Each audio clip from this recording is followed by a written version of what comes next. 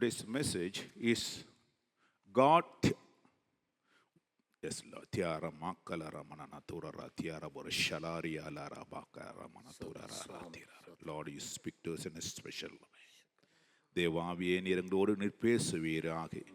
இன்றைக்கு கர்த்தாவிங்க அமர்ந்திருக்கதான ஒவ்வொருத்தரும் உள்ளங்களே அறிந்திருக்கிறேன். Lord, you know the hearts of the people who are sitting here. Speak to them in a special way. ஒவ்வொருவோடு கூட உடைய வார்த்தையை நீ கர்த்தா நீங்க பேசுவீராக. அவருடைய இருதயத்தை ஊடுருவட்டுங்கிறதாவே ஒரு மகா பெரிய ஒரு மாற்றத்தை இன்றைக்கு கர்த்தாவை கொண்டு வரும்படியாய் ஜெபிக்கிறோம். நீர் கர்த்தா மாற்றுகிறவர் ஆண்டவர். நீர் மறுபடியுமாக கர்த்தா வணைக்கிறவர் ஆண்டவர். நீர் புதுப்பிக்கிறவர் ஆண்டவர். Lord, you are the God who rebuilds the ruins. ஆம் ஆண்டவரே, இடிந்தது போன உடைந்து போன பாத்திரங்களை மறுபடியுமாய் உருவாக்குகிறவர் நீர் ஆண்டவர். இந்த காலை நேரத்திலே நீர் எங்களோடு நீ பேசும்படியாய் ஜெபிக்கிறோம். இதற்கு விரோதமாய் இருக்கதானே எந்த கிரியையாக இருந்தாலும், பிசாசின் வல்லமையாக இருந்தாலும், மனித சக்திகளாக இருந்தாலும், அது இயேசுவின் நாமத்திலே கட்டி அப்புறப்படுத்துகின்றோம். உமக்கே எல்லா துதிகன மகிமை நாங்கள் செலுத்துகின்றோம். இயேசுவின் நாமத்தில் பிதாவே, ஆமென். ஆமென். God alone can restore. உன்னை புதுப்பிக்க வல்லவர், உன்னை கட்ட வல்லவர் ಕರ್ತರ್ ಮಾತ್ರಮೇ. ದೇವರು ಮಾತ್ರವೇ ಪುನರುಜ್ಜೀವನಗೊಳಿಸಲು ಸಾಧ್ಯ, ನಮ್ಮನ್ನು ಕಟ್ಟಲು ರೂಪಿಸಲು ಆತನಿಂದಲೇ ಎಂಬುದಾಗಿ. அவரால் மாத்திரம் தான் உன்னை மறுபடியுமாய் புதுப்பிக்க முடியும். ಆತನಿಂದಲೇ ಮಾತ್ರವೇ ನಮ್ಮನ್ನು ರೂಪಿಸುವುದಕ್ಕೆ ಸಾಧ್ಯ, நம்மால் இல்லை, ನಮ್ಮಿಂದ ಅದು ಅಸಾಧ್ಯ. வேதத்திலிருந்து ஒரு வசனத்தை கவனிக்கும்படியே வாஞ்சிக்கின்றேன். ஆதியாகமம் புத்தகத்தில் 3ஆம் அதிகாரம் 7ஆம் வசனம். அது எல்லாருக்கும் தெரிந்தது. That is the Genesis. ಆದಿಕಾಂಡದಲ್ಲಿ 3ನೇ ಅಧ್ಯಾಯದಲ್ಲಿ 7ನೇ ವಚನ, ಅದು ಎಲ್ಲರಿಗೂ ಗೊತ್ತಿರುವಂಥ ವಾಕ್ಯವೇ. ಕೂಡಲೇ ಅವರಿಬ್ಬರ ಕಣ್ಣುಗಳು ತೆರೆದವು, ತಾವು ಬೆತ್ತಲೆಯಾಗಿದ್ದವೆಂದು ತಿಳಿದು ಅಂಜೂರದ ಎಲೆಗಳನ್ನು ಒಡೆದು ಹುಟ್ಟಿಕೊಂಡರು.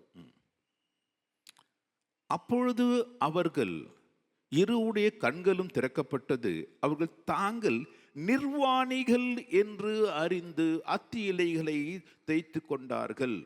ಅವರ ಕಣ್ಣುಗಳ ತೆರೆಯಲ್ಪಟ್ಟ ನಿಮಿತ್ತವಾಗಿ ಅವರು ಬೆತ್ತಲೆಯಾಗಿರುವುದನ್ನು ಕಂಡು ಎಲೆಗಳನ್ನು ಹುಟ್ಟಿಸಿಕೊಂಡರು ಎಂಬುದಾಗಿ ನೋಡ್ತೇವೆ. கர்த்தருடைய சத்தத்தை அவர்கள் கேட்ட பொழுது ஆதாமும் அவன் மனைவியும் தேவனாகிய கர்த்தருடைய சன்னதிக்கு விலகி தோட்டத்தின் விருட்சங்களுக்குள்ளே ஒளிந்து கொண்டார்கள். ದೇವರ ಶಬ್ದವನ್ನ ಕೇಳಿದ ಕೂಡಲೇ ಆದಾಮನು ಅವರು ಏನ್ ಮಾಡಿದ್ರು ಅಂದ್ರೆ ತೋಟದ ಮರಗಳ ಹಿಂದೆ ಅವರು ಅಡಗಿಕೊಂಡರು. கர்த்தர் ஆதாமை நோக்கி நீ எங்கே இருக்கின்றாய் என்று கேட்ட பொழுது தேவருடைய சத்தத்தை தோட்டத்திலே கேட்டு நான் நிர்வாணியாய் இருக்கிறேன் என்று பயந்து ஒளிந்து கொண்டேன் என்று சொன்னான். ಆದಾಮನೇ ನೀನು ಎಲ್ಲಿದ್ದಿ ಎಂಬುದಾಗಿ ಕೇಳುವಂತ ಸಮಯದಲ್ಲಿ ಆದಾಮನು ಹೇಳುತ್ತಾನೆ, ನಿಮ್ಮ ಶಬ್ದವನ್ನ ಕೇಳಿ ನಾನು ಬೆತ್ತಲೆಯಾಗಿದ್ದೇನೆ ಎಂಬುದಾಗಿ ತಿಳಿದು ಭಯಪಟ್ಟವನಾಗಿ ನಾನು ಮರದ ಹಿಂದೆ ಅಡಗಿಕೊಂಡಿದ್ದೇನೆ ಎಂಬುದಾಗಿ ಹೇಳುತ್ತಾನೆ. எல்லா கிறிஸ்தவர்களுக்கும் இந்த ஆதியாகத்தில் ஆதாமுடைய கதை தெரியும். நமக்கு ಎಲ್ಲ ಕ್ರೈಸ್ತ ಜನಗಳಿಗೆ ಈ ಆದಿಕಾಂಡದಲ್ಲಿರುವಂಥ ಆದಾಮನ ಸಂಗತಿ ತಿಳಿದಿರುತ್ತದೆ. அங்கே கவனிக்கின்றோம், ஆதாமும் ஏவாளும் ஆண்டவர் சாப்பிடக்கூடாது என்றதான பழத்தை அவள் சாப்பிட்ட பொழுது ದೇವರು ಹೇಳಿದಂಥ ತಿನ್ನಬೇಡ ಎಂಬುದನ್ನ ಹಣ್ಣನ್ನ ತಿಂದು ಅವರು ತಿಂದರು, ಆದಾಮನ ಅವಳು ತಿಂದರು ಎಂಬುದಾಗಿ ನಾವು ನೋಡ್ತೇವೆ. அப்பொழுது நாம் கவனிக்கின்றோம், ಆಗ ನಾವು ಗಮನಿಸುವಂತ ಒಂದು ಕಾರ್ಯ, ಅವರ வாழ்க்கையிலே ஒரு மாற்றம் உண்டாயிற்று. ಅವರ ಜೀವಿತದಲ್ಲಿ ಒಂದು ಬದಲಾವಣೆಯನ್ನ ಉಂಟಾಯಿತು. இதுவரையிலும் அனுபவித்திருந்ததான ஒரு காரியத்தை விட்டு வேறு விதமான ஒரு காரியம் அவன் வாழ்க்கையை நடப்பதை நாம் கவனிக்கின்றோம். ಇಲ್ಲಿವರೆಗೂ ಅವರು ಮಾಡುತ್ತಿದ್ದಂತ ಅನುಭವಿಸಿದಂತ ಕಾರ್ಯವನ್ನ ಬಿಟ್ಟು ಬೇರೆ ಒಂದು ಕಾರ್ಯಕ್ಕೆ ಅವರು ಬದಲಾಯಿಸಿದ್ದನ್ನು ನಾವು ನೋಡಬಹುದು. அவர்கள் தாங்கள் நிர்வாணிகள் என்பதை அறிந்து கொண்டார்கள். ಅವರು ತಾವು ಬೆತ್ತಲೆ ಆಗಿದ್ವು ಎಂಬುದನ್ನು ತಿಳಿದುಕೊಂಡವರಾಗಿ ಕಾಣಲ್ಪಟ್ಟರು. அப்படியானால் என்ன? ಹಾಗಂದ್ರೆ ಏನು? இதுவரையிலும் அவரை மூடி இருந்ததானே அந்த அவரை மூடி இருந்ததானே வஸ்திரம் அவர் விட்டு கடந்து போய்விட்டது. ಇಲ್ಲಿವರೆಗೂ ಅವರನ್ನು ಮುಚ್ಚಲ್ಪಟ್ಟಿದ್ದಂತ ವಸ್ತ್ರವು ಅವರನ್ನು ಬಿಟ್ಟು ತೊಲಗಿತ್ತು. அவருடைய அவமானத்தை அல்லது அவர்களுடைய கௌரவத்தை, the dignity எல்லாமே இப்பொழுது அவளை விட்டு கடந்து போய்விட்டது என்பதை அறிந்து கொண்டார்கள். ಅವರು ಹೊಂದಿಕೊಂಡಂತ ಘನತೆಯನ್ನ ಮರ್ಯಾದೆಯನ್ನ ಅವರನ್ನು ಬಿಟ್ಟು ಹೋಯಿತು ಎಂಬುದನ್ನು ನೋಡಬಹುದು. The shame அவருடைய வாழ்க்கையில் வெட்கமும் மானமும் வர ஆரம்பித்தது. ಅಲ್ಲಿ ಅವರಿಗೆ ನಾಚಿಕೆ ಉಂಟಾಯ್ತು ಎಂಬುದಾಗಿ ನಾವು ನೋಡ್ತೇವೆ. அவர்களே அவர்களாலே சகித்துக் கொள்ள முடியவில்லை. ಅವರಿಂದಲೇ ಅವರನ್ನು ಸಗಿಸಿಕೊಳ್ಳೋಕೆ ಆಗದೇ ಇರುವಂತ ಒಂದು ಪರಿಸ್ಥಿತಿ. யோசித்து பாருங்க. ಯೋಚನೆ ಮಾಡಿ ನೋಡ್ರಿ. ஆதாம் ஏவாள்னாலே வேற யாரும் அங்க இல்லை, இருந்தாலும் கூட அவர்களே தங்கள் நிர்வாணிகள் என்பதை அறிந்து கொண்டார்கள் என்று வேதம் சொல்கிறது. ನೋಡ್ರಿ, ಆದಾಮನ ಅವಳ ಬಿಟ್ಟು ಬೇರೆ ಯಾರು ಅಲ್ಲಿ ಇಲ್ಲ. ಅಲ್ಲಿ ಒಂದು ಕಾರ್ಯ, ಅವರು ತಾವು ಬೆತ್ತಲೆಯಾಗಿದ್ದುದನ್ನು ಅವರೇ ಕಂಡುಕೊಂಡರು ಎಂಬುದಾಗಿ ನಾವು ನೋಡ್ತೇವೆ. அவர்களுடைய அவமானத்தை அவர்களாலே தாங்க கூடாமல் இருந்தது. ಅವರ ಅವಮಾನವನ್ನ ಅವರೇ ತಾಳಿಕೊಳ್ಳ ಆಗದೇ ಇರುವಂತ ಒಂದು ಕಾರ್ಯ ಇತ್ತು. ஹல்லேலூயா, ஹல்லேலூயா, ஹல்லேலூயா. ஆகவே என்ன வேதம் சொல்கிறது, முதல்ல அவங்க அறிந்து கொண்டது என்ன, they have seen their nakedness, அவருடைய அவமானத்தை, அவருடைய நிர்வாணத்தை ಅವರು அறிந்து கொண்டாங்க. ಮೊದಲನೇದಾಗಿ ಅವರು ತಿಳಿದು ಬಂತ ಕಾರ್ಯ ಏನಂದ್ರೆ, ಅವರು ಬೆತ್ತಲೆ ಆಗಿರುವಂತ ಕಾರ್ಯವನ್ನ ಅವರೇ ಮೊದಲನೇದಾಗಿ ತಿಳಿದುಕೊಂಡರು. ரெண்டாவது என்ன செய்யறாங்க, அந்த அவமானத்தை நிர்வாணத்தை கவர் செய்யறாங்க, அவங்களே கவர் செய்யறாங்க.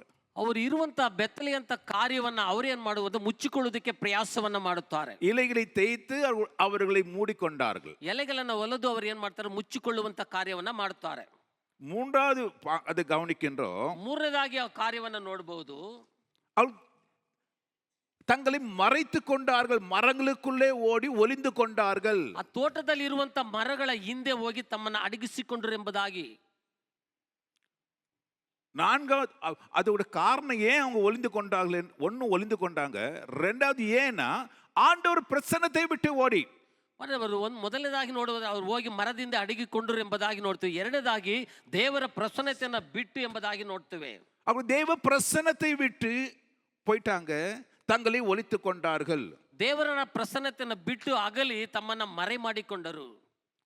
நீ எங்க இருக்கிற என்று ஆதாமை கேட்ட பொழுது, ದೇವರು ಆದಾಮನೇ ಎಲ್ಲಿದ್ದು ಎಂಬುದಾಗಿ ಕೇಳುವಂತ ಸಮಯದಲ್ಲಿ, நான் பயந்திருக்கிற ஆண்டவரே, ದೇವರೇ ನಾನು ಭಯಪಟ್ಟವನಾಗಿದ್ದೇನೆ ಎಂಬುದಾಗಿ, அவனுக்குள்ளே பயமும் இப்பொழுது கடந்து வந்து விட்டது. ಆ ಸಮಯದಲ್ಲಿ ಆತನ ಒಳಗಡೆ ಭಯವೂ ಸಹ ಅದು ಆವರಿಸಿಕೊಂಡಿತ್ತು.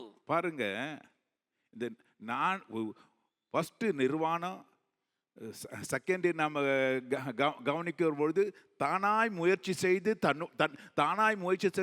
தன்னுடைய நிர்வாணத்தை மூடுற காரியம், மூன்றாவது ஒளிந்து கொள்கிற காரியம், நான்காவது ஆண்ட பிரசன்னத்தை விட்டு ஓடுற காரியம், ஐந்தாவது பயத்திலே நிறைந்திருக்கதான ஒரு காரியம். ಮೊದಲನೇದಾಗಿ ಬೆತ್ತಲೆ ಎಂಬುದಾದ ಒಂದು ಕಾರ್ಯ, ಎರಡನೇದಾಗಿ ಅದನ್ನು ಮುಚ್ಚಿಕೊಳ್ಳುವುದಕ್ಕೆ ಪ್ರಯಾಸ ಪಡುವಂತ ಒಂದು ಕಾರ್ಯ, ಮೂರನೇದಾಗಿ ನೋಡುವ ದೇವರ ಪ್ರಸನ್ನತೆಯನ್ನು ಬಿಟ್ಟು ಅಗಲಿಸುವಂತ ಒಂದು ಕಾರ್ಯ, ನಾಲ್ಕನೇದ ಐದನೇ ನೋಡುವಂತ ಸಮಯದಲ್ಲಿ ಭಯಭ್ರಾಂತರಾಗಿದ್ದರು ಎಂಬುದಾಗಿ ನೋಡ್ತೇವೆ.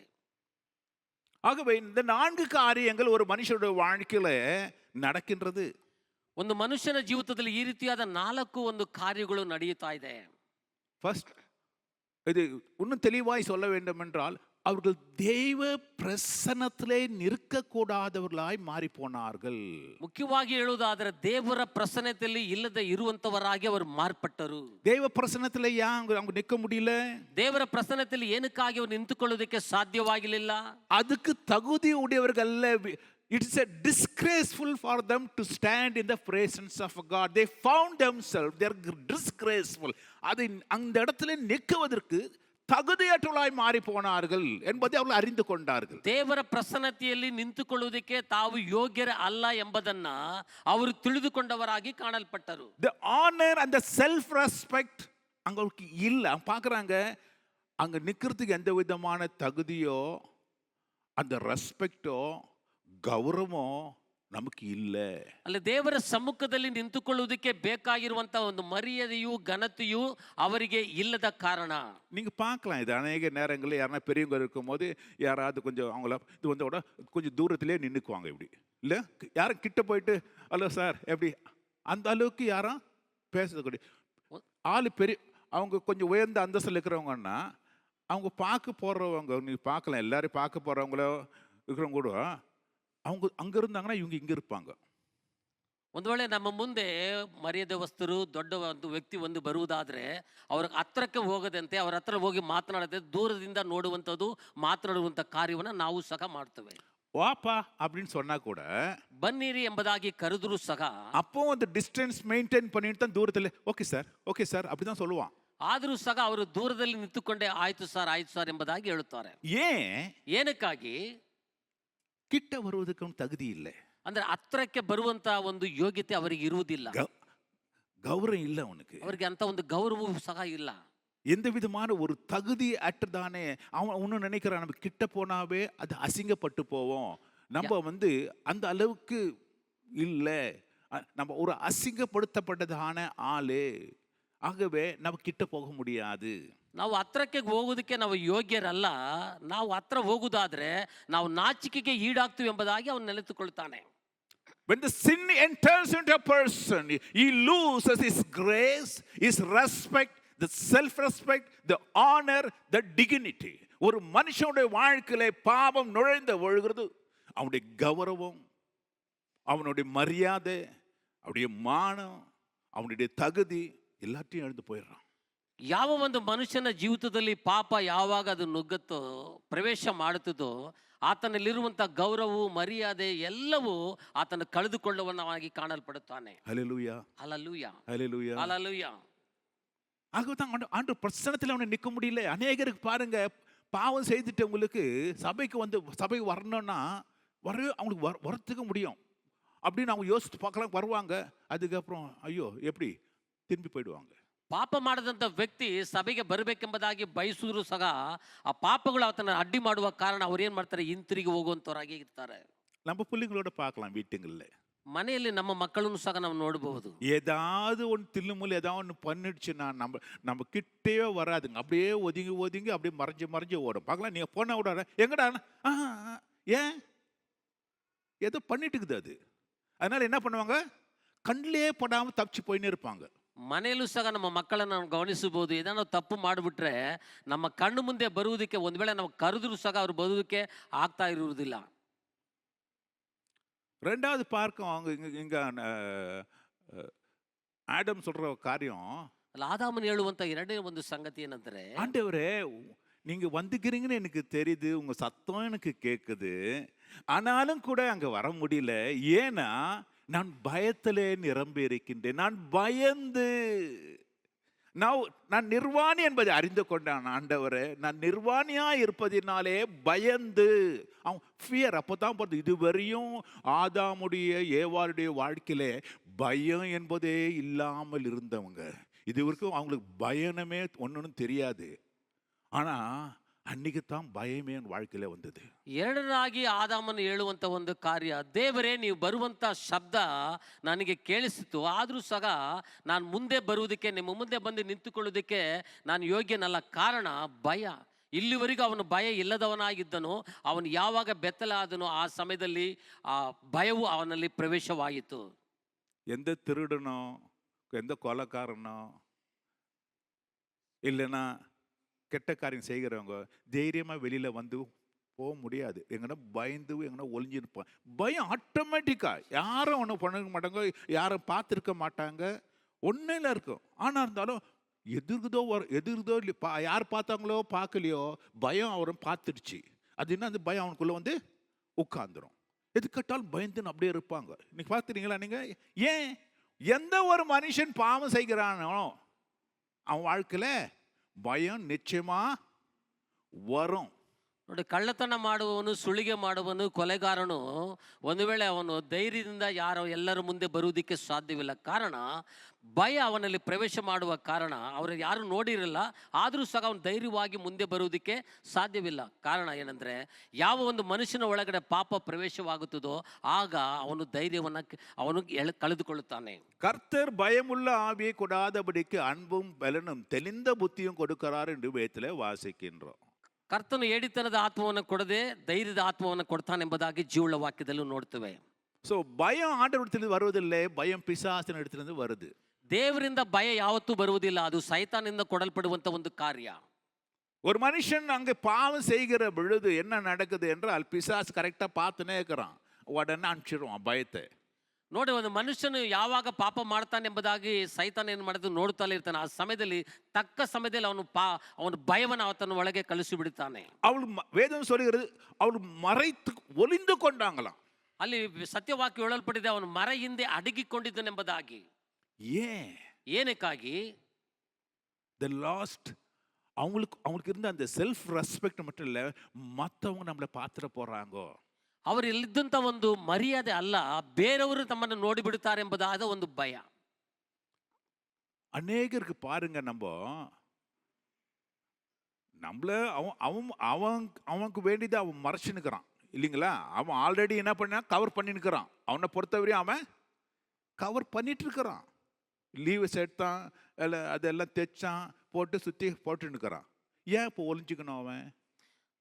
அவனுக்கு ஏன் மற்றவங்களை நம்மை பார்க்க கூடாது, ஆண்டவரை இவனை பார்க்க கூடாது என்று சொல்லி அவன் மறைந்து கொள்வதிலே, ஒளிந்து கொள்வதிலே தான் இப்போ அவனுடைய எண்ணம் இருக்குது ஒழிய வெளியில வர்றதுக்கு வரது இல்லை. ಆದಾಗ್ಯೂ ತನ್ನ ಬೆತ್ತಲೆಯನ್ನು ಮುಚ್ಚಿಕೊಳ್ಳುವುದಕ್ಕಾಗಿ ಅಂಜೂರದ ಎಲೆಗಳನ್ನು ತೆಗೆದು ಒಲೆದು ಅವನು ಏನು ಮಾಡ್ತಾನೆ, ತನ್ನ ಬೆತ್ತಲೆಯನ್ನು ಮುಚ್ಚಿಕೊಂಡಿದ್ದಾನೆ. ಅದು ಮಾತ್ರವಲ್ಲ, ತನ್ನನ್ನು ದೇವರು ಬೇರೆಯವರು ನೋಡಬಾರ್ದೆಂಬುದಾಗಿ ಹೇಳಿ ಅವನು ಮರದ ಹಿಂದೆ ಹೋಗಿ ಅಡಗಿಕೊಳ್ಳುತ್ತಾನೆ. ஹல்லேலூயா, அல்லேலூயா, ஹல்லேலூயா. அல்லேலூயா. அநேகர் வாழ்க்கையில் இதை தான் செய்கிறது. பாருங்க, ஏதாவது ஒன்று இது பண்ணிட்டாங்கன்னா அவங்க எங்கன்னா யாரை நம்மளை பார்த்துடக்கூடாது என்பதுக்காக ஒளிந்து, அவங்க நம்முடைய அவமானத்தை அவங்க பார்த்துடக்கூடாது, நம்ம இருக்கிற நிலைமையை அவங்க பார்த்துடக்கூடாது. சில பேருக்கு எல்லாருக்கும் தெரியுங்க, நான் தான் இந்த கஷ்டப்பட்டுக்கிறேன், ஆனால் அதெல்லாம் கூட பொறுத்துக்கோங்க, ஆனால் எங்கள் மாமனாரோ மாமியாரோ எங்கள் அக்காவோ தங்கையோ அவங்க தெரிஞ்சிடக்கூடாது. இல்லை, நம்ம பேசுகிற பேச்செல்லாம் எப்படி தான் பாருங்க, ஊருக்கெல்லாம் தெரிஞ்சால் கூட இவங்களுக்கு தெரியக்கூடாது. எனக்கு தெரியும் நான் கஷ்டத்தில் இருக்கிறேன்னு, நான் கஷ்டப்பட்டுனுக்கிறேங்க, ஆனால் இது வேற யாருக்கும் தெரியக்கூடாது. ஏன்? மற்ற தெரிஞ்சா என்ன ஆகிட போகுது?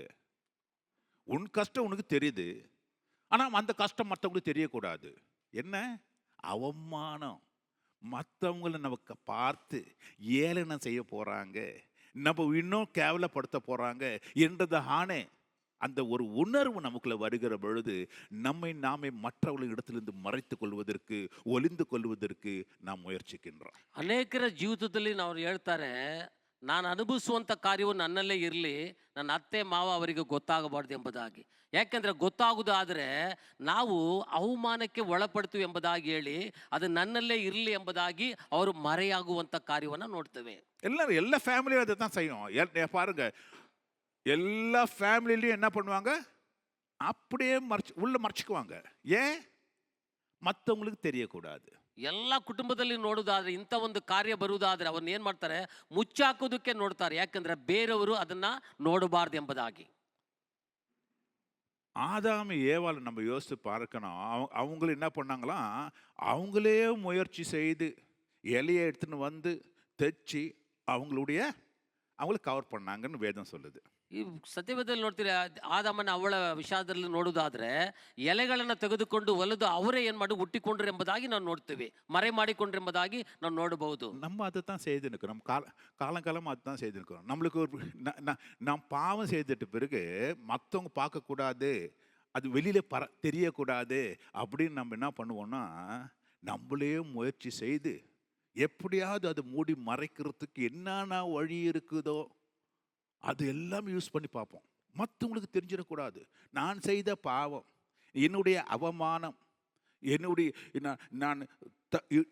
நான் தகுதி இழந்து போனது, இது எல்லாம் மற்றவங்களுக்கு தெரியக்கூடாதுன்னு நாம முயற்சி put all ever efforts and energy என்னென்ன திங்க் பண்ண முடியுமோ அந்த அளவுக்கு திங்க் பண்ணி பாருங்க. ஆதாமுக்கு அந்த அளவுக்கு திங்க் பண்ணிக்கிறான்னு பாருங்க. வேதம் சொல்லுது, இலையை எடுத்தது மாத்திரம் அதை தைச்சி வர போட்டுக்கினாங்கன்னு சொல்லுது. அந்த அளவுக்கு ஞானத்தையும் ஸ்கில்லையும் யூஸ் பண்ணி அவர் ஃபுல்லாக ட்ரெஸ்அப் பண்ணி போட்டுக்கினாரு. ஆனால் அவரை போட்டு பிறகு நல்லா கோட் ஷூட் போட்ட மாதிரி வெளியே வந்திருக்க வேண்டித்தானே, அவரால் வர முடியலையே.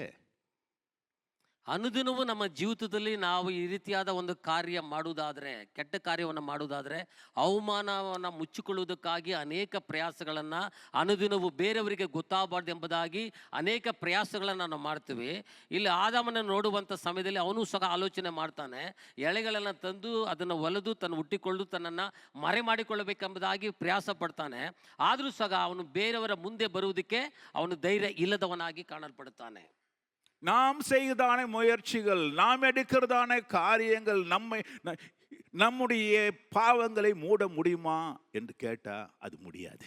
ನಾವು ತೆಗೆದುಕೊಳ್ಳುವಂಥ ಪ್ರಯಾಸಗಳು, ನಾವು ಕಾರ್ಯಗಳು ನಮ್ಮ ಬೆತ್ತಲೆಯನ್ನು ಮುಚ್ಚುವುದಕ್ಕೆ ಸಾಧ್ಯ ಎಂಬುದಾಗಿ ನೋಡುವುದಾದರೆ ಅದು ಸಾಧ್ಯವಿಲ್ಲ. இதை கவனித்து பார்ப்பீங்க என்றால், ஆதாம் அவன் நேக்கட், நான் நிர்வாணியா இருக்கு என்று தெரிந்த உடனே இம்மிடியேட்லி பாருங்க, அவனுடைய ஆக்ஷன் பாருங்க. அவன் நிர்வாணி என்று அறிந்த உடனே வேதம் சொல்லுகிறது அவன் இலையை போட்டு மறைச்சிக்கினான்னு. அப்படின்னா இந்த செகண்ட் ஆக்ஷனே என்ன ஆகுதுன்னா, அவன் செகண்ட் ஆக்ஷன் ஒன்று ஃபர்ஸ்ட் பாவம் வந்த உடனே அவன் செய்கிறது, அவனுடைய எஃபர்ட்ஸை போட்டான், அவனுடைய ஸ்கில்லை யூஸ் பண்ணான், அவனுடைய நாலேஜை யூஸ் பண்ணி அவனை கவர் பண்ணான்னு வேதம் சொல்லுகிறது. ನೋಡ್ರಿ, ಆದಾಮನು ತಾನು ಬೆತ್ತಲೆಯಾಗಿದ್ದಾನೆ ಎಂಬುದಾಗಿ ಕಂಡ ಕೂಡಲೇ ಅವನೇನು ಮಾಡ್ತಾನೆ, ತನ್ನ ಜ್ಞಾನವನ್ನು, ನನ್ನ ಶಕ್ತಿಯನ್ನು ಉಪಯೋಗ ಮಾಡಿ ಅವನೇನು ಮಾಡಿ ಮರೆ ಮಾಡಿದುಕೊಳ್ಳಿಕ್ಕೆ ಅವನು ಪ್ರಯಾಸ ಪಟ್ಟನು ಎಂಬುದಾಗಿ ನಾವು ನೋಡ್ತೇವೆ.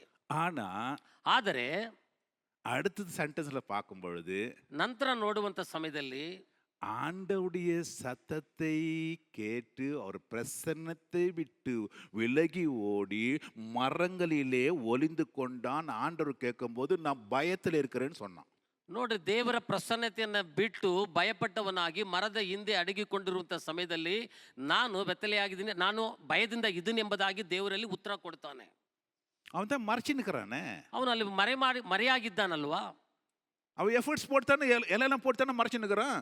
ಅವನು ಎಲ್ಲ ಪ್ರಯಾಸಗಳನ್ನ ಮಾಡಿ ಎಲೆಯೆಲ್ಲ ಮುಚ್ಚಿಕೊಂಡವನಾಗಿಯೂ ಸಹ ಅವನು ಮರೆಯಾಗಿದ್ದಾನೆ. ஆண்டவரே, நான் நிர்வாணியா இருக்கிறேன் என்பதை அறிந்து நான் ஒளிந்து கொண்டிருக்கிறேன் என்று சொல்றான். ನಾನು ಬೆತ್ತಲೆಯಾಗಿದ್ದ ಕಾರಣ ಅದನ್ನು ಮರೆ ಮಾಡಿಕೊಂಡು ನಾನು ಮರೆಯಾಗಿದ್ದೀನಿ ಎಂಬುದಾಗಿ ದೇವರಲ್ಲಿ ಉತ್ತರವನ್ನು ಕೊಡುತ್ತಾನೆ. பாவங்களை மறைக்கிறவன் வாழ்வடைய மாட்டான். எந்த ஒரு மனுஷனும் நீ மறைத்து மறைத்து மறைத்து வச்சாலும் that is not going to be covered, it is exposed. அது வெளிரங்கமா தான் இருக்குது. ಪಾಪಗಳನ್ನು ಮರೆ ಮಾಡುವವನು ಅವನು ಏನಾಗುದಿಲ್ಲ, ಅವನು ಬಾಳಲಾರನು. ಅದು ಯಾವತ್ತಿದ್ರೂ ಒಂದಿದಿಲ್ಲ ಅಲ್ಲ ಒಂದಿದಿನ ಅದು ಬಯಲಾಗುವುದಕ್ಕೆ ಸಾಧ್ಯ. ஓ மனுஷனே, நாம் எவ்வளவு தான் பிரயாசப்பட்டாலும் பாவங்களை எப்படியாவது நான் கழுவ வேண்டும், பாவங்களை நான் மூடி மறைத்து போட்டு விட வேண்டும், அதை நானே நிவர்த்தி பண்ண வேண்டும் என்று சொல்லி நாம் எவ்வளவு தியாரமாக்கலனா, நீ எவ்வளவு தான் முயற்சி செய்தாலும் அது மனிதனாலே கூடாத ஒரு காரியம். ನಮ್ಮ ಪಾಪಗಳನ್ನು ಮುಚ್ಚಿ ಹಾಕುವುದಕ್ಕೆ ನಾವು ಎಷ್ಟೇ ಪ್ರಯಾಸಗಳನ್ನು ಪಟ್ಟುವುದು ಸಾಧ್ಯವಿಲ್ಲ. ಮನುಷ್ಯನ ಪ್ರಯಾಸಗಳು ಎಲ್ಲವೂ ವ್ಯರ್ಥವಾಗಿರುತ್ತದೆ. ஆண்டவர் ஒருத்தர் தான் அதை செய்யக்கூடும். ನಮ್ಮ ಕರ್ತನಾದ ದೇವರಿಂದಲೇ ಅದು ಸಾಧ್ಯ. God alone can restore you. மறுபடியும் புதுப்பிக்க வேண்டும் என்றால், உன் அவமானத்தை அவர் நிவர்த்தி பண்ண வேண்டும் என்றால் அது கர்த்தரால் மாத்திரமே முடியும். ನಿನ್ನ ಜೀವನವನ್ನು ಪುನರುತ್ಥಾನಗೊಳಿಸಬೇಕಾದರೆ ಅದು ದೇವರಿಂದಲೇ ಸಾಧ್ಯ. வேதம் அருமையாய் சொல்கிறது, ವಾಕ್ಯವು ಸ್ಪಷ್ಟವಾಗಿ ಹೇಳಲ್ಪಟ್ಟಿದೆ. எவருடைய அக்கிரமம் மன்னிக்கப்பட்டது, ரோமன்ஸ் 4:7 எவருடைய அக்கிரமங்கள் மன்னிக்கப்பட்டதோ, எவருடைய பாவங்கள் மூடப்பட்டதோ அவர்கள் பாக்கியவான்கள். ರೋಮಾಪುರ ಪತ್ರಿಕೆ 4ನೇ ಅಧ್ಯಾಯ 7ನೇ ವಾಕ್ಯ ಹೇಳಲ್ಪಟ್ಟಿದೆ, ಯಾರ ಅಪರಾಧಗಳು ಪರಿಹಾರವಾಗಿದೆಯೋ, ಯಾರ ಪಾಪಗಳು ಕ್ಷಮಿಸಲ್ಪಟ್ಟಿದೆಯೋ ಅವರೇ ಧನ್ಯರು. ஹல்லேலூயா, ಹಲ್ಲೆಲೂಯಾ, ஹல்லேலூயா. ಹಲ್ಲೆಲೂಯಾ. நம்ம கவர் பண்றதுனால பிரயோஜனம் இல்லை. ನಾವು ಮುಚ್ಚಾಕೋದ್ರಿಂದ ಯಾವ ಪ್ರಯೋಜನವೂ ಇಲ್ಲ. கவர் பண்ணி எங்க ஒளிஞ்சா கூட அவன் நிர்வாணியோடு தானே அறிந்து கொண்டான். அவனுக்குள்ளே பயம் வந்தது, அந்த பயமும் போல, அவன் கவர் பண்ணதுனாலே அவனுல இருந்த பயம் போல, அவனுக்கு என்ன வந்ததோ, பாவம் செய்த பொழுது என்ன வந்ததோ, டிஸ்ஒபீடியன்ஸ், ஆண்டவருக்கு சொல்ல கேட்காத போது என்ன வந்ததோ, அது எல்லாம் இன்னமும் இருக்குது. அதனால மனுஷன் தான் இருக்கிறான். மனுஷனுடைய efforts has no meaning in covering our sins. ஒரு மனுஷனுடைய பாவத்தை அந்த மனுஷனாலே போக்கவே முடியாது, எந்த பலியினாலும் போக்க முடியாது. உன்னை படைத்தது உன் தேவனாகிய கர்த்தர் உன் பாவங்களை மன்னிப்பார் என்றால், எவனுடைய பாவங்கள் மன்னிக்கப்பட்டதோ, எவனுடைய பாவங்களை கர்த்தர் எண்ணாமல் இருக்கின்றாரோ அவன் தான் பாக்கியவான். எதை கர்த்தர் மறைக்கிறாரோ, எவனுடைய பாவங்கள் மறைக்கப்பட்டதோ, ஆண்டவரால நம்மளால அல்ல, அவன் தான் பாக்கியவான். ಆದಾಮನು ಬೆತ್ತಲೆ ಎಂಬುದಾಗಿ ತಿಳಿದ ಕೂಡಲೇ ಅವನು ಮಾಡಿದಂಥ ಎಲ್ಲ ಪ್ರಯಾಸಗಳು ವ್ಯರ್ಥವಾಯಿತು. ಆದರೂ ಸಹ ಅವನು ಭಯಪಟ್ಟವನಾಗಿ ಮರದಿಂದ ಅಡಗಿಕೊಂಡಿದ್ದನು. ಅವನಿಂದ ಮಾಡಿದಂಥ ಎಲ್ಲ ಪ್ರಯಾಸಗಳು ವ್ಯರ್ಥವಾಯಿತು ಎಂಬುದಾಗಿ ನಾವು ನೋಡ್ತೇವೆ. ಆದರೆ ಒಂದು ಮನುಷ್ಯನ ಪ್ರಯಾಸಗಳು ಎಲ್ಲವೂ ಅದು ವ್ಯರ್ಥ. ಆದರೆ ದೇವರೇ ಒಂದು ಮನುಷ್ಯನ ಪಾಪವನ್ನು ಮುಚ್ಚುವುದಕ್ಕೆ ಸಾಧ್ಯ. ಆತನೇ ಎಲ್ಲವನ್ನ ಮುಚ್ಚಿ ಹಾಕುವುದಕ್ಕೆ ಸಾಧ್ಯ ಎಂಬುದನ್ನು ನಾವು ನೋಡ್ತೇವೆ. ஆண்டவர் பாருங்க, இவ்வளோ தப்பு பாவம் செய்த பொழுது கூட அவன் மேல் இரக்கமாய் இறங்கினார் என்று வேதம் சொல்லுது. ಇಷ್ಟೊಂದು ಪಾಪ ಮಾಡಿದರೂ ಸಹ ಆತನ ಮೇಲೆ ದೇವರು ಕನಿಕರವಿಟ್ಟರು ಎಂಬುದಾಗಿ ನಾವು ನೋಡ್ತೇವೆ. அவர் இறங்கி வந்தாரு. ಆತನು ಇಳಿದು ಬಂದನು. என்ன அவன் சொல்றான், நான் நேக்கடா இருக்கிற ஆண்டவர், எப்படிதான் உன்னை வந்து பார்க்க முடியும்? ದೇವರೇ, ನಾನು ಬೆತ್ತಲೆಯಾಗಿದ್ದು, ನನ್ನ ಹೇಗೆ ಬಂದು ನಿಮ್ಮನ್ನು ನೋಡಲಿ ಎಂಬುದಾಗಿ ಹೇಳುತ್ತಾನೆ. ஸோ ஆண்டவருக்கு தெரியும் உன்னை அவர் மூட வேண்டும், உன்னோட அவமானத்தை அவர் என்ன பண்ணும், கவர் பண்ண வேண்டும். ஷேமில் இருக்கிற நீ, வெக்கத்தில் இருக்கிற எல்லாவற்றையும் இழந்து, தகுதி இது எல்லாமே இழந்து நிற்பதுக்கும், தேவனுடைய சமூகத்தில் வந்து நிற்பதுக்கும் அருகதை அற்றவனாக நீ எங்கேயோ ஒளிந்து கொண்டிருக்கின்றாய். ஆகவே அந்த இடத்துல இருந்து உன்னை கொண்டு வர வேண்டும் என்றால் உன்னை என்ன பண்ணோம், அவர் உன்னை பாவத்தை மன்னித்து அவர் உன்னை கவர் பண்ணோம். ஆகவே என்ன பண்ணுறாரு, ஒரு ஆட்டை அடித்து அதோட ஸ்கின்னை எடுத்து அவனுக்கு ட்ரெஸ் போடுறாரு.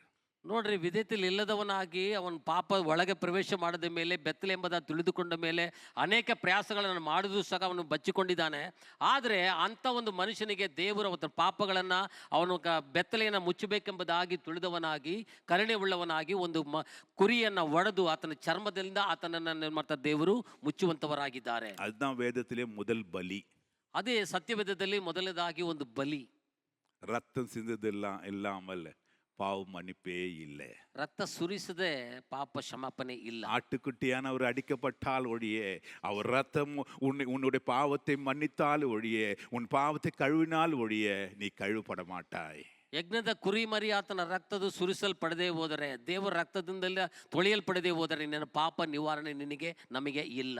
Don't cover up your self. நீ பாவம் செய்துக்கிட்டு நான் மறைச்சிட்டேன், மற்றவங்க தெரியாமது, நீ மற்றவங்களுக்காக என்ன பண்ணாலும் யூ வில் யுவர் செல்ஃப். உனக்கு தெரியும் நீ நிர்வாணி என்று, நீ பாவி என்று உனக்கு தெரியும். நீ ஒளிந்து கொண்டிருக்கின்றாய். உன் பயம் உன்னை விட்டு போகாது. சகோதரனே, சகோதரியே, மறுபடியும் உனக்கு சொல்லுகின்றேன், நீ ஒளிந்து கொண்டு மற்றவருடைய கண்களுக்கு நான் தெரியவில்லை, என்னை கவர் பண்ணி நிற்கிறேன், நான் ஒளிஞ்சு நிற்கிறேன். Oh but you yourself know. அவன் சொல்றான், ஆண்டவரே நான் நிர்வாணி என்பதை அறிந்து ஓப்பனா அவனை என்ன பண்ணிட்ட, வர வழி இல்லை, கன்ஃபஸ் பண்றான், நான் நிர்வாணி ஆண்டவரேன்னு சொல்றான். பாருங்க, ನೋಡ್ರಿ, ಅನೇಕ ಪ್ರಯಾಸಗಳನ್ನ ಮಾಡ್ತೇವೆ. ನಮ್ಮ ಪಾಪಗಳನ್ನು ಮುಚ್ಚಾಕೋದಕ್ಕಾಗಿ ಅನೇಕ ಕಾರ್ಯಗಳನ್ನು ಮಾಡಿದ್ರು ಸಹ ಆತನು ತನ್ನನ್ನು ತಾನೇ ಒಪ್ಪಿಸಿಕೊಂಡವನಾಗಿ, ನಾನು ಬೆತ್ತಲೆಯಾಗಿದ್ದೇನೆ ಎಂಬುದನ್ನು ಅವನೇನ್ ಮಾಡ್ತಾನೆ, ದೇವರಲ್ಲಿ ಒಪ್ಪಿಕೊಳ್ಳುವಂತವನಾಗಿ ಕಾಣಲ್ಪಡುತ್ತಾನೆ. God alone can restore you back, my dear friend.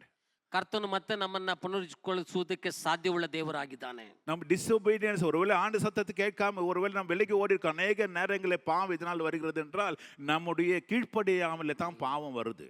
ಅನೇಕ ಪಾಪವು ಏನಕ್ಕೆ ನಮ್ಮಲ್ಲಿ ಪ್ರವೇಶ ಮಾಡುತ್ತದೆ, ದೇವರಿಗೆ ವಿಧೇಯತೆ ಉಳ್ಳವರಾಗಿ ಇಲ್ಲದೆ ಇರುವ ಕಾರಣ. ஆனால் வேதம் சொல்லுது, அவர் இரக்கம், உருக்கம், நீடிய சாந்தமும் மிகுந்த பொறுமையும் உள்ளவர் என்று சொல்லி. ಅವನು ಭಯಂಕರವಾದ, ಅವನು ಮಹಾ ಕನಿಕರ ಉಳ್ಳ ದೇವನು, ಕರುಣಾಮಯನು ಎಂಬುದಾಗಿ ಸತ್ಯವಾಕ್ಯ ಬರೆಯಲ್ಪಟ್ಟಿದೆ. ஹல்லேலூயா, ಹಲ್ಲೆಲೂಯಾ, ஹல்லேலூயா, ಹಲ್ಲೆಲೂಯಾ. வேதத்திலே நாம் கவனிக்கின்றோம், ಸತ್ಯವೇದದಲ್ಲಿ ನಾವು ಗಮನಿಸ್ತೇವೆ, சவுல் ஆண்டவருடைய வார்த்தைக்கு கீழ்ப்படியல. ಸೌಲನು ದೇವರ ವಾಕ್ಯಕ್ಕೆ ಅವನು ವಿಧೇಯನಾಗಲಿಲ್ಲ. அவன் ராஜாவா ஆண்டவர் அபிஷேகம் பண்ணா கூட ஆண்டவர் சத்தத்தை கேட்காதபடிக்கு, ஆண்டு கீழ்ப்படியாதபடிக்கு, அவன் தானாக தன்னை சுய இச்சத்துக்கு சில காரியங்களை செய்கிறபடினாலே தீர்க்கதரிசி சாமியா சொல்றாரு, நீ என்ன இப்படிப்பட்ட காரியம் செய்து கொண்டு ஆண்டவருக்கு பயப்படாதபடிக்கு நீ பலியிட்டு கொண்டிருக்கின்றாயே, அது சரியில்லை. உன் ராஜ்யம் உன்னை விட்டு கடந்து போனது, உன்னுடைய ராஜாங்கமும் உன்னை விட்டு கடந்து போனது. Your kinship and your kingdom, அது எல்லாத்தையும் ஆண்டவர் எடுத்துட்டாரு, அது மற்றவனுக்கு கொடுத்துட்டாரு அவர் சொல்லிட்டாரு.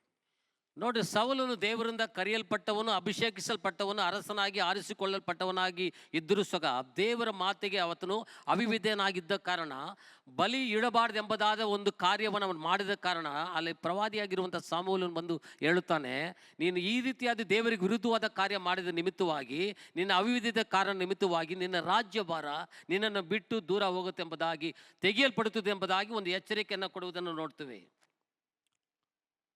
அவனுடைய ராஜ்யபாரம் விட்டு கடந்து போனது. சவுலை விட்டு போயிடுச்சு. அவனுடைய கிங்ஷிப் போயிடுச்சு. அவனுடைய ராஜ்யம் அவனை விட்டு போயிடுச்சு. இப்பொழுது அங்கே தாவீதுக்கு அந்த ராஜ்யம் கொடுக்கப்படுகிறது. ಆದ ಕಾರಣ ಸೌಲನನ್ನ ಅವಿವಿಧಿತ ಕಾರಣ ನಿಮಿತ್ತವಾಗಿ ರಾಜ್ಯಭಾರ ತೆಗೆಯಲ್ಪಟ್ಟಿತ್ತು. ಅವನಲ್ಲಿರುವಂಥ ಎಲ್ಲ ಅಧಿಕಾರವೂ ಕಿತ್ತಲ್ಪಟ್ಟು ಅದು ದಾವೀದನಿಗೆ ಆ ರಾಜ್ಯಭಾರ ಕೊಡಲ್ಪಟ್ಟಿತ್ತು. அங்கே பார்க்கிறோம், தாவீது அவன் ராஜனாய் மாறின பொழுது ஒரு காரியத்தை நாம் செய்வதை வேதத்தில் கவனிக்கின்றோம். ಅಲ್ಲಿ ದಾವೀದನು ಅರಸನಾಗಿ ಆದ ಮೇಲೆ ಒಂದು ಕಾರ್ಯವನ್ನ ಮಾಡುವುದನ್ನ ನಾವು ನೋಡ್ತೇವೆ. 1 சாமுவேல் புத்தகத்தில் 9ஆம் அதிகாரம் 3ஆம் வசனத்திலே சொல்லப்பட்டிருக்கிறது.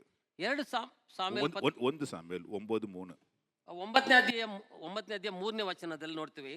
ಸಾರಿ 2 ಸಾಮುವೇಲ್ ಕರೆಕ್ಟ್. ನೀವು 2 ಸಾಮುವೇಲ್ 2 ಸಾಮುವೇಲ್ 9ನೇ ಅಧ್ಯಾಯ 3ನೇ ವಚನದಲ್ಲಿ ಸೌಲನ ಕುಟುಂಬದಲ್ಲಿ ಯಾರಾದರೂ ಉಳಿದಿದ್ದರೆ ಹೇಳು, ನಾನು ದೇವರನ್ನು ನೆನೆಸಿ ಅವರಿಗೆ ದಯೆ ತೋರಿಸುತ್ತೀನಿ ಅಂದನು. ಆಗ ದೀಪನು ಅರಸನಿಗೆ ಯೋನಾತಾನನಿಗೆ 2 ಕಾಲು ಕುಂಟನಾದ ಒಬ್ಬ ಮಗನು ಇದ್ದಾನೆ ಎಂದು ಹೇಳಿದನು. ஹல்லேலூயா. ஹல்லேலூயா. இங்கே கவனிக்கின்றோம், இங்கே இந்த மேவிபோசத்தை குறித்து சொல்லப்படுகின்றது. அவனுக்கு 2 காலம் இல்லை, அவன் ஊனனாய் காணப்பட்டிருக்கிறான். அவன் சவுலுடைய பேரன், தேவனாலே தள்ளப்பட்டவன் சவுலு.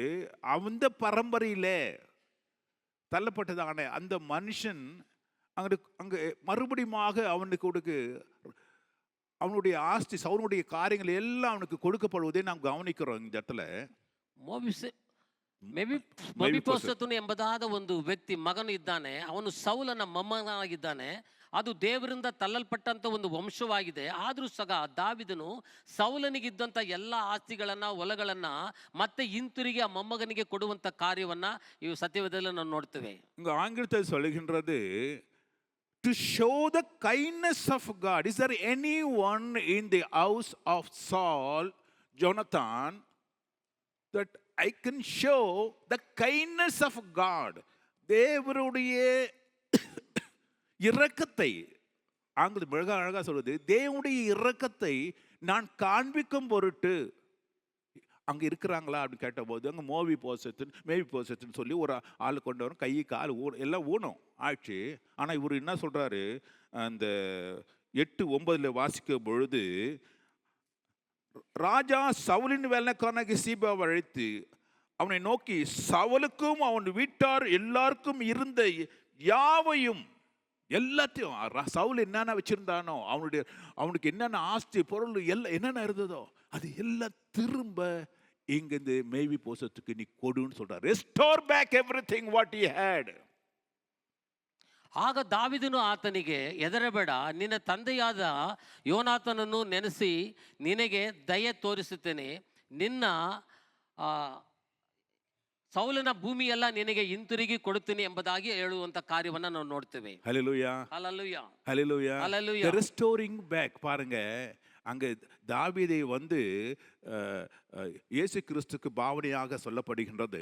அவர் is the one who restores back. நம்முடைய ராஜா இயேசு கிறிஸ்து, அவர் தான் எல்லாவற்றையும் நமக்கு திரும்ப கொடுக்கிறவர். ಕಟ್ಟುವಂತ ಒಂದು ಕಾರ್ಯವನ್ನು ನೋಡ್ತೇವೆ. ಯೇಸು ಕ್ರಿಸ್ತನಿಗೆ ಹೋಲಿಕೆಯಾಗಿ ದಾವೀದನ ಕುರಿತು ಬರೆಯಲ್ಪಟ್ಟಿದೆ. ಎಲ್ಲವನ್ನ ಕಟ್ಟುವಂತ ಒಂದು ಕಾರ್ಯ ಇದರಲ್ಲಿ ನಾವು ನೋಡ್ತೇವೆ.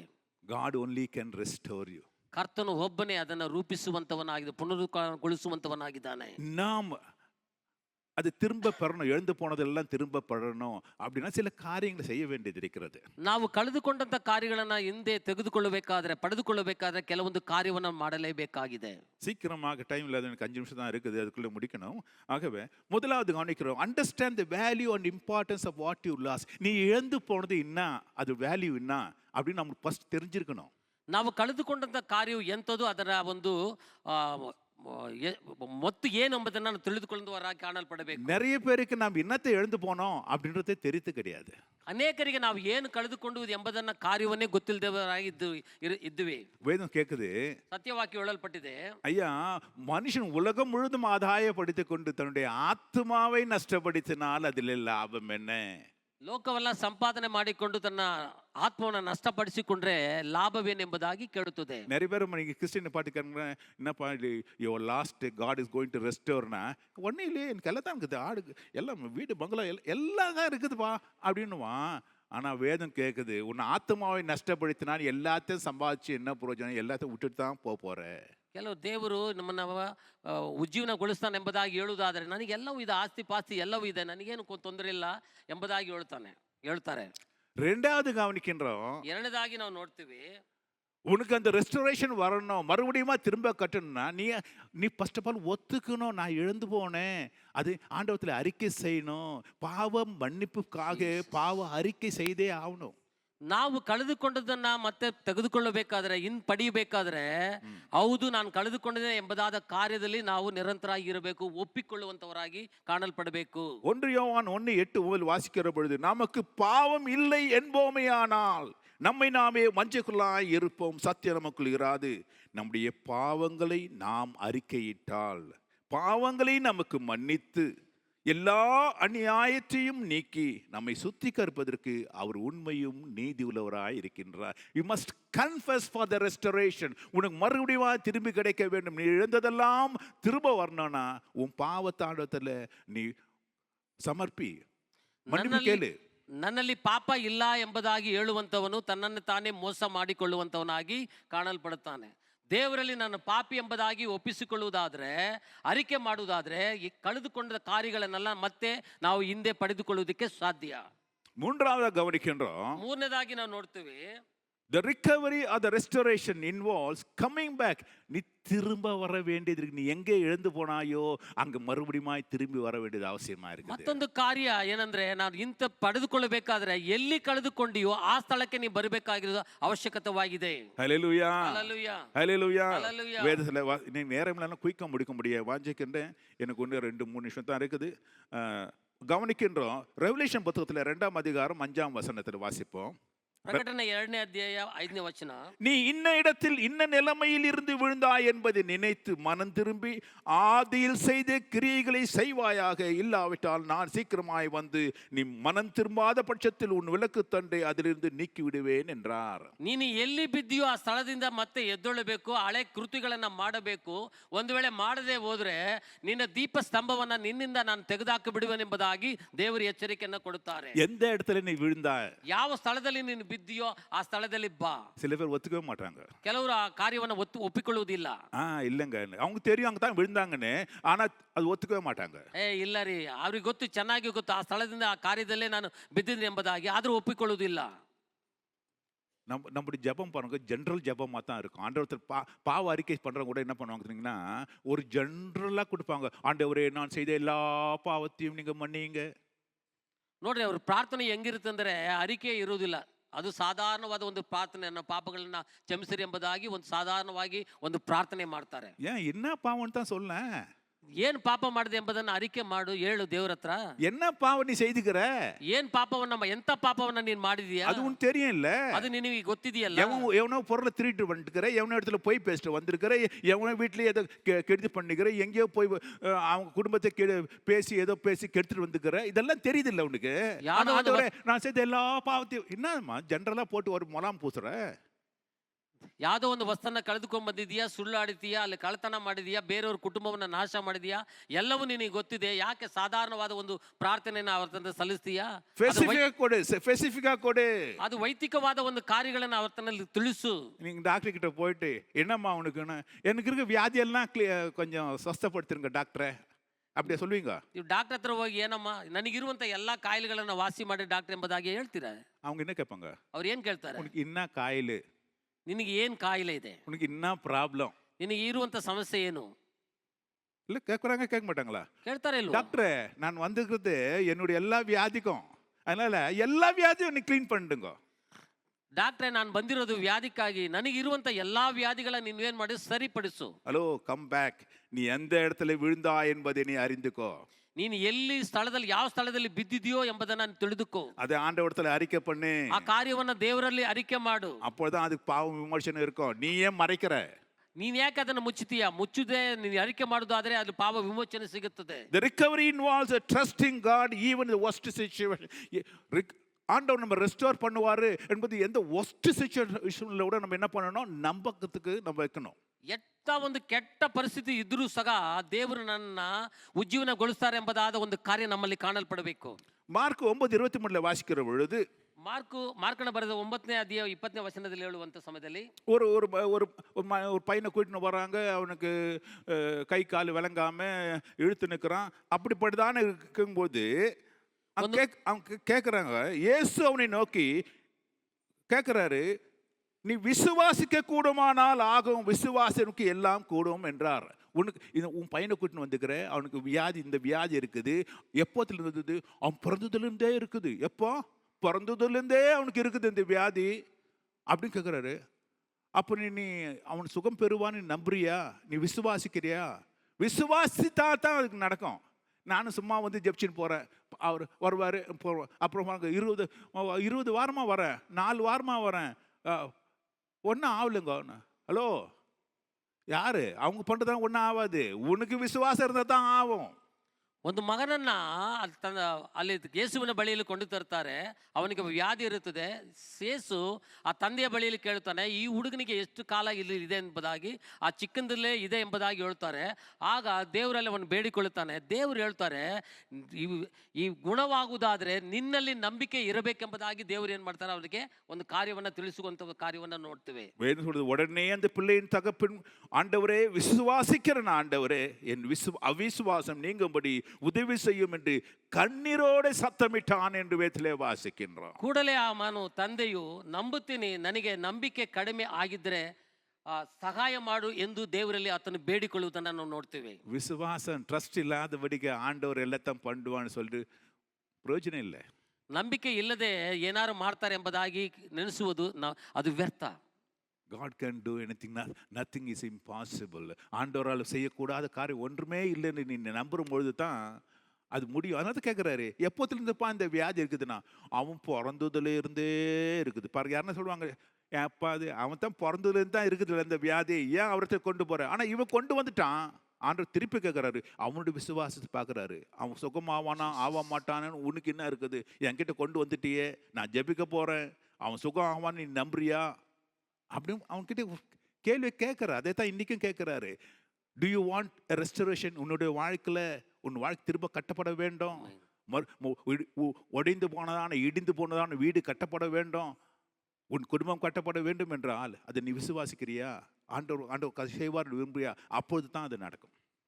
ದೇವರಿಂದ ಎಲ್ಲವೂ ಸಾಧ್ಯ. ಆದ ಕಾರಣ ಹುಟ್ಟಿದಿಂದಾಗಲೇ ಅವನಿಗಿದ್ದಂಥ ಕಾಯಿಲೆ ಇದ್ದಂಥ ಮಗನನ್ನ ತಂದೆ ಯೇಸುವಿನ ಬಳಿಯಲ್ಲಿ ಕೊಂಡು ತರ್ತಾರೆ. ಆಗ ಅವನು ಕೇಳ್ತಾರೆ, ಇದು ಯಾವಾಗಿತ್ತು, ಈ ಚಿಕ್ಕಂದಲ್ಲೇ ಇದೆ ಎಂಬುದಾಗಿ ಹೇಳುವಂಥ ಸಮಯದಲ್ಲಿ, ಇದನ್ನು ಮಾಡಲು ನೀನು ನಂಬುತ್ತೀಯಾ ಎಂಬುದಾಗಿ ಕೇಳುವಂಥ ಸಮಯದಲ್ಲಿ ನಾನು ನಂಬುತ್ತೀನಿ ಎಂಬುದಾಗಿ ಹೇಳ್ತಾನೆ. ಒಂದು ವೇಳೆ ನಂಬಿಕೆ ಇಲ್ಲದೆ ನಾವು ಏನು ಹೊಂದಿಕೊಳ್ಳೋದಕ್ಕೆ ಸಾಧ್ಯವಿಲ್ಲ. ನಮ್ಮ ಕುಟುಂಬವು ಕಟ್ಟಲ್ಪಡಬೇಕಾದ್ರೆ, ನಮ್ಮ ಜೀವನ ಉದ್ಧರಿಸಬೇಕಾದ್ರೆ ನಮಗೆ ನಂಬಿಕೆ ಅನ್ನೋದು ಬಹಳ ಒಂದು ಅವಶ್ಯಕತೆಯಾಗಿದೆ. அதான் மார்க் 11:22-24 சொல்கிறது. மார்க்கு 11:24 சொல்லுது, நீங்க ஜெபம் பண்ணும்போது எவைகளை கேட்டுக்கொள்கிறீர்களோ அவைகளை பெற்றுக்கொள்வோம் என்று விசுவாசியுங்கள். ನೀವು ಪ್ರಾರ್ಥನೆ ಮಾಡುವಂಥ ಸಮಯದಲ್ಲಿ ಏನು ಕೇಳ್ತೀರೋ ಅದನ್ನು ನಾನು ಹೊಂದಿಕೊಂಡೇ ಎಂಬುದಾಗಿ ನೀವು ಪ್ರಾರ್ಥನೆ ಮಾಡ್ರಿ ಎಂಬುದಾಗಿ ವಾಕ್ಯ ಹೇಳಲ್ಪಟ್ಟಿದೆ. ஜஸ்ட் ப்ரேயர் இல்லை, ஜபம் பண்ணுங்க, நான் வந்து ஜபம் பண்ணுறேன், அது இல்லை.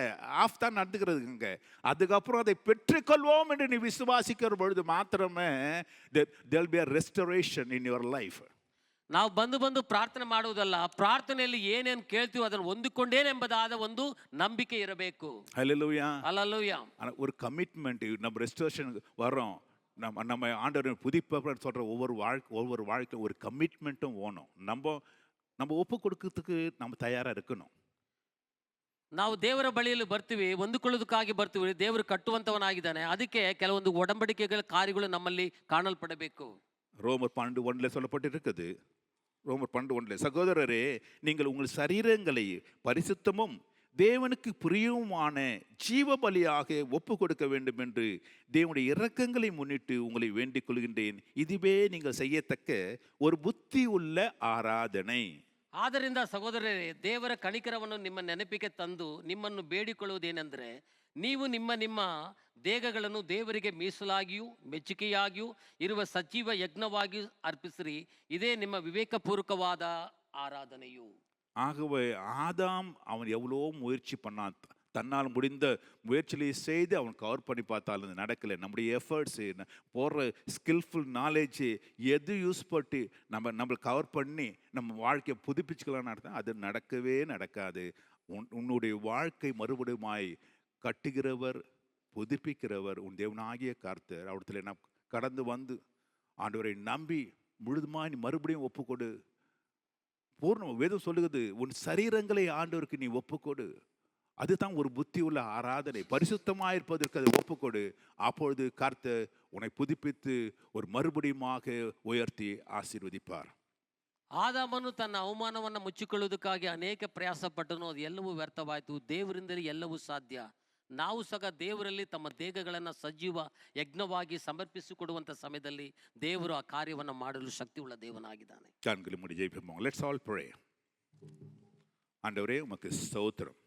ஆதாமை போல ஆண்டவரே நாங்கள் பாவம் செய்த பொழுது எவ்வளோ முயற்சி செய்து அவன் தன்னுடைய பாவங்களை மறைக்க, தன்னுடைய அவமானத்தை, தன்னுடைய நிர்வாணத்தை மூடுவதற்கு கர்த்தாவே பிரயாசப்பட்டாலும் அது முடியாத ஒரு காரியம் என்பதை அறிந்து கொண்டான். ஆண்டவரே நீர் அவனுக்காக மனம் இறங்கி கர்த்தாவே அவன் மறுபடியுமாய் அவனுக்கு அவனுடைய பாவங்களை நீர் மூடினீர்.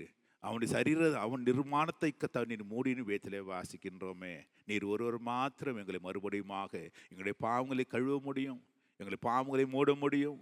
மறுபடியுமாக உங்களுடைய சன்னிதானத்திலே வந்து நிற்பதற்கு ஏற்றதான தகுதியும் கௌரவத்தையும் கர்த்தாவே, தைரியத்தையும் கர்த்தாவே நீ கொடுக்க வல்லவராக இருக்கிறீர். நாங்கள் அவமானப்பட்டு ஒதுக்கப்பட்டவர்களாக நாங்கள் ஒளிந்து கொண்டிராதபடிக்கு ஆண்டவரே தைரியத்தோடு கட்டப்பட்டவர்களாக உயர்ந்து நிற்கிறதான கம்பீரத்தோடு இருக்கிறவர்களாக ஆண்டவரே உடைய பிள்ளைகளாக ஜீவிப்பதற்கு பரிசுத்த கூட்டமாய் நீர் அங்கு வந்துக்கிற ஒவ்வொரு பிள்ளைகளையும் ஆசீர்வதியும். அநேக குடும்பங்கள் பிரிந்திருக்கிறது, அநேக குடும்பங்களிலே பிரச்சனை, குடும்பங்கள் இடிக்கப்பட்டு இருக்கிறது சுவாமி, வாழ்க்கை இடிக்கப்பட்டு இருக்கிறது சுவாமி, விட்டு தூரத்திலே ஒளிந்து கொண்டு இருக்கின்றார்கள். எவ்வளோ பிரயாசப்பட்டாலும் கூட பிரயோஜனம் இல்லாதபடிக்கு வாழ்க்கை நரகமாய் மாறிக்கொண்டிருக்கிறது. பயம் அவளை கவ்விக்கொண்டிருக்கிறது.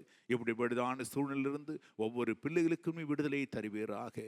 நீரே பலியாக கடந்து வந்த ஒரு ஆண்டவரே, நீர் கர்த்தாவுடைய ரத்தத்தினாலே எங்களுடைய பாவங்கள் மன்னிக்கப்படுகிறது, எங்களுடைய பாவங்கள் மூடப்படுகிறது சுவாமி. அதை அறிந்தவர்களாக என்று ஒப்பு கொடுத்து சன்னிதானத்திலே வர தேவரீரி உதவி செய்யும். இந்த வசனத்தை கேட்டு எல்லா பிள்ளைகளுடைய வாழ்க்கையும் மறுபடியும் நீ புதுப்பித்து கர்த்தாவை உயர்த்தி ஆசீர்வதிக்கும்படியாய் ஜெபிக்கின்றோம்.